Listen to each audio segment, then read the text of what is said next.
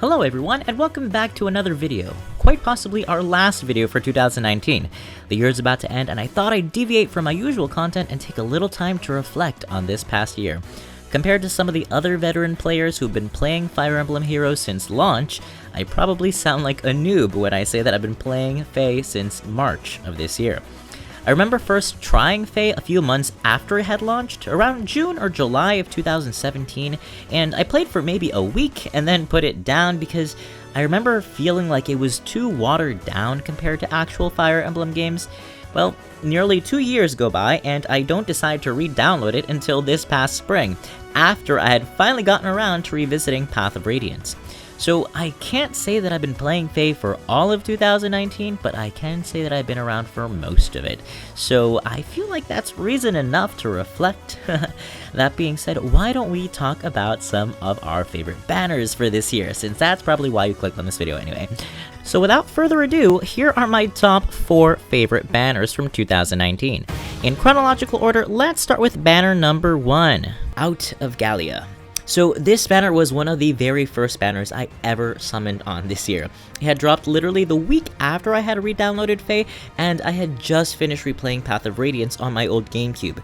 Ranulf, Jeffrey, and Janeth are some of my favorite units from Tellius. So when I saw Ranulf on that banner, I got so hyped.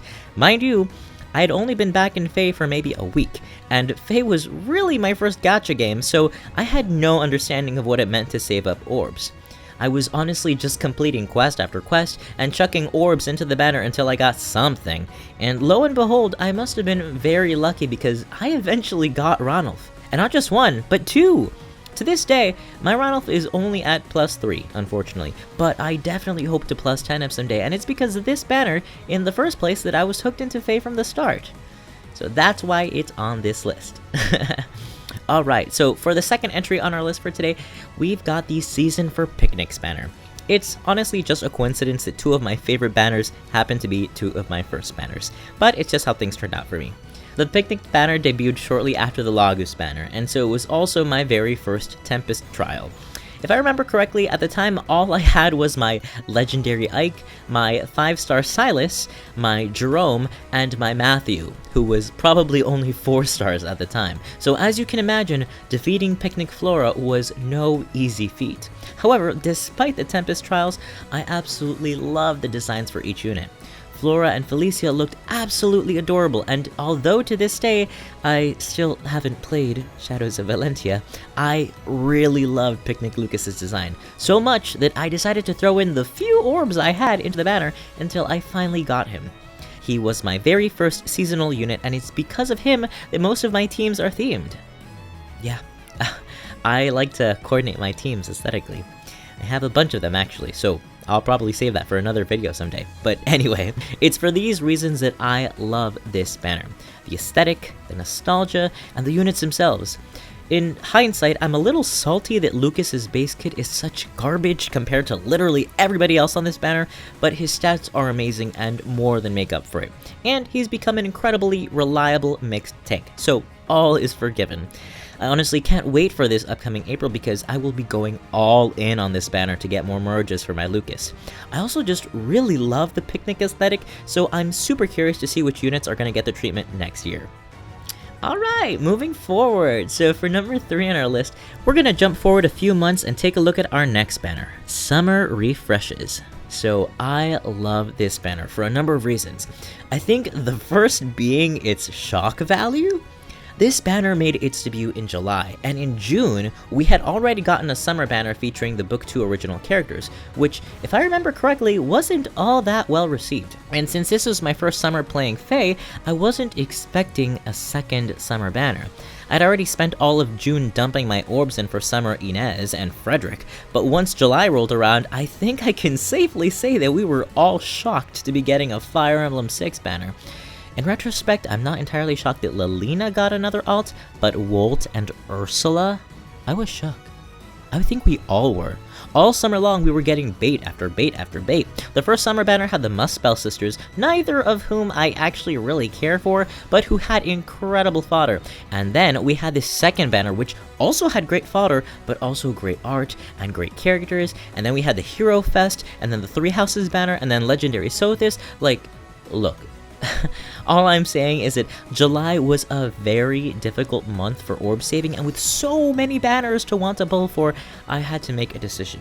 It wasn't an easy one, but I finally decided to pull on the second summer banner, and I was graced with both a Summer Wolt and a Summer Lyn. Now, I'm not gonna lie, I was fully ready to fodder off that Lyn for sturdy impact, but Blazing Blade was my first Fire Emblem game, and I have a soft spot in my heart for Lyn. And seeing as how I'd never had a Lyn on any of my teams before, I kept her. On the other hand, Wolt. Wolt is a good boy, and that's who I was aiming for the entire time. I don't know if any of you guys that are watching were around for that summer voting gauntlet, but holy cow, that voting gauntlet was an absolute roller coaster. Every original character from Book 2 was obliterated on the first round, and in round 2, Wolt was up against Lyn, and somehow won! We're pretty sure it was a multiplier, but we were still shocked, because Wolt had such a tiny army. He was clearly the underdog, so by the time we got to round 3, it was Wolt versus Ursula. Like, underdog versus fan service. Like, stakes couldn't have been higher, and I was honestly living for all of it. It was largely because of that voting gauntlet that I fell in love with my Summer Wolt, and have come to cherish that banner. That was that was my favorite voting gauntlet, and one of my favorite FEH memories from this year. Alright, and lastly, for entry number 4 on our list, this may or may not come as a surprise to some of you guys, but I could not record this video without talking about the Desert Mercenaries banner. Listen, this banner set forth a roller coaster of events for me all throughout the rest of 2019. A roller coaster that I am only just now finally starting to come down from. Sacred Stones was the second Fire Emblem game I ever played, and though I know it gets bashed for having a weak story, nostalgia is a powerful thing, and I hold a lot of the characters from that game close to me. When that banner video dropped on the Nintendo mobile channel, I was already in bed, about to go to sleep. I click on the video, and as soon as I see Garrick at the start of the preview, I gasped. I audibly gasped. Garrick, and then Tethys, and then Ewan, and then Ephraim, who didn't really need another alt, but whatever. Oh my god, so good. Meanwhile, as the video is playing, I'm thinking to myself, wow, Amelia's in the game, and now Ewan's in the game, so they've got to add Ross in at some point. And just when I thought the video was gonna end, who shows up on my screen? My favorite boy. It's because of this banner that I was motivated to do my first ever unit builder video. And perhaps more importantly, it's what finally got me to start creating content for YouTube, something that I've been wanting to do for years now, since 2014 maybe. And though I'm obviously still new and still trying to figure it all out, this banner is very important to me because of what it's done for me. And beside all this backstory, it was a really solid banner overall. Tethys was the demote which many of us were happy with. Ross automatically being added to the 4-star summoning pool was, of course, my favorite part, even though I still don't have a Ross yet. And Cormag! Oh my god, Cormag is in the game! Talk about a great Grail unit, oh my goodness. And though I wasn't able to pull for Garrick or Ephraim like I'd hoped, I really love their designs, and I hope that someday I can get my hands on either one of them. Alright, and that is it. Those are my top 4 favorite banners of 2019. Quite a list we've got now, huh? In fact, there were so many to choose from that I'm actually going to go ahead and rattle off a few quick honorable mentions. The Performing Arts Revival banner.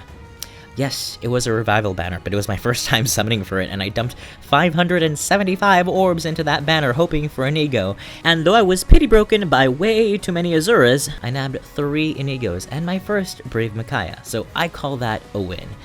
Another honorable mention goes to the Legendary Leaf banner from October.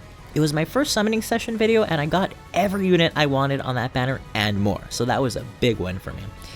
And lastly, I feel like I have to give an honorable mention to the Guardians of Peace banner from last month. If you haven't seen that video, all I can say is that you should, because that summoning session was a roller coaster that I am still mentally recovering from. Anyway, that is it for today. I hope you all enjoyed. Please let me know down in the comments what your favorite banners were from this year. I would love to know. We had some crazy banners all year. So much fodder and so much power creep. Please let me know which ones stood out to you. I would honestly like to know. Well, that is it for today and for this year. Have a happy new year, and I'll see you guys next year. Take care.